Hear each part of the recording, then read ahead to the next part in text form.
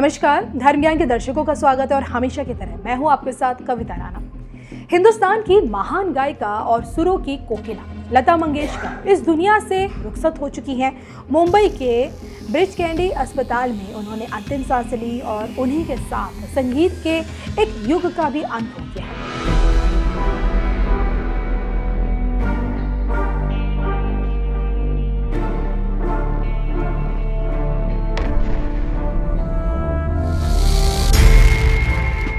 उनके निधन से ना सिर्फ देखिए देश बल्कि दुनिया भर के लोगों ने शोक प्रकट किया और अब भले ही लता मंगेशकर हमारे बीच नहीं है, लेकिन उनकी सुरीली आवाज आम से खास हर किसी के मन में हमेशा मौजूद रहेगी।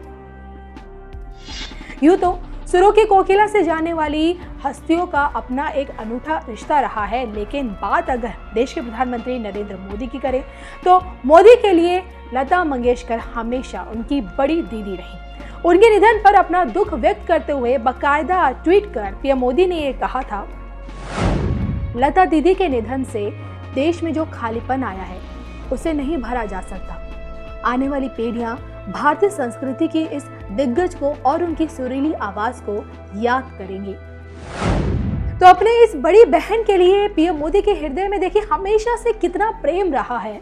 इसका अंदाजा आप इसी से लगाइए कि पीएम मोदी चाहे कितने भी व्यस्त क्यों ना हो, 28 सितंबर की तारीख जब लता मंगेशकर का जन्मदिन आता है कभी नहीं भूलते। किसी भी मीटिंग में हो या फिर रैली में हो या फिर हवाई सफर कर रहे हो, इस दिन वो लता दीदी को जन्मदिन की बधाई देना कभी नहीं भूलते हैं। लेकिन क्या आप जानते हैं, पीएम मोदी और लता मंगेशकर को जोड़ने वाली एक कड़ी ऐसी है जो दोनों की सफलता से जुड़ी है।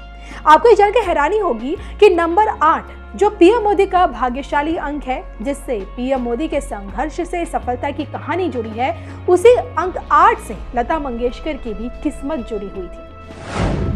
जी हाँ, अंक 8 लता मंगेशकर के जीवन में कितना महत्व रखता है, इसे आप ऐसे समझे कि लता जी का जन्म 28 सितंबर को हुआ था, वहीं 8 जनवरी को ही वो अस्पताल में भर्ती हुई और 28 दिनों तक अस्पताल में रही और देखिए 6 फरवरी को उनका निधन हो गया। उन्होंने 35 भाषाओं में गाना गाए। अगर 35 को जोड़ा जाए तो 3 + 5 8 बनता है।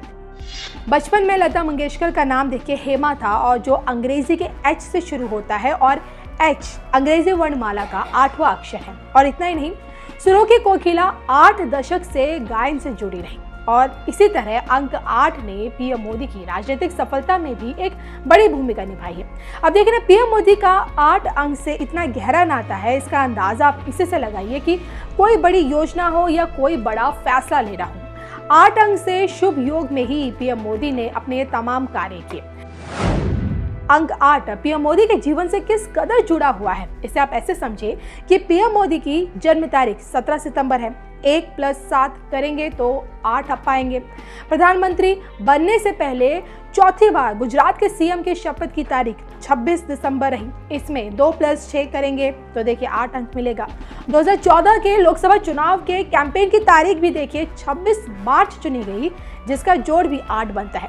पहली बार जब प्रधानमंत्री बनने की शपथ की तारीख 26 मई थी और इसमें भी देखिए 2 अंकों का जोड़ 8 बनता है। और इतना ही नहीं, नोटबंदी का फैसला करने की तारीख भी 8 नवंबर की थी। 2019 के लिए नामांकन की तारीख 26 अप्रैल रही, जिसका जोड़ भी 8 बनता है। प्रधानमंत्री मुद्रा योजना की तारीख भी 8 अप्रैल रही। पाकिस्तान के बालाकोट में एयर स्ट्राइक करने का निर्णय की तारीख भी 26 फरवरी रही और जिसका जोड़ करेंगे तो देखिए अंक 8 आपको मिलेगा। 17वीं लोकसभा में पीएम मोदी का दोबारा प्रधानमंत्री बनना, इसमें भी देखिए 1 + 7 करेंगे तो 8 पाएंगे। तो देखिए पीएम मोदी की जन्म राशि वृश्चिक राशि है जो 8 नंबर की राशि होती है, वहीं जन्म लग्नेश 8 नंबर की राशि में है।